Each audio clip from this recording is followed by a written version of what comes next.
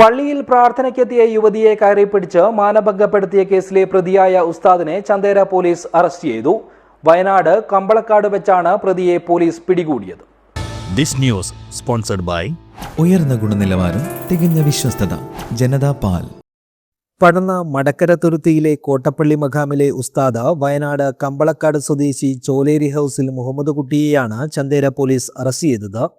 കഴിഞ്ഞ ഫെബ്രുവരി 15 ഉച്ചയ്ക്ക് 2 മണിക്കും വൈകുന്നേരം 5:30 ഇടയിൽ പ്രാർത്ഥിക്കാനായി കോട്ടപ്പള്ളി മഖാമിലെത്തിയ യുവതിയെ ആണുങ്ങൾ പ്രാർത്ഥിക്കുന്ന സ്ഥലത്തേക്ക് കൊണ്ടുപോയി പ്രതിയായ ഉസ്താദ് ലൈംഗിക ഉദ്ദേശത്തോടെ ശരീരത്തിൽ സ്പർശിക്കുകയും പീഡിപ്പിക്കാൻ ശ്രമിക്കുകയും ചെയ്തു എന്നാണ് കേസ്.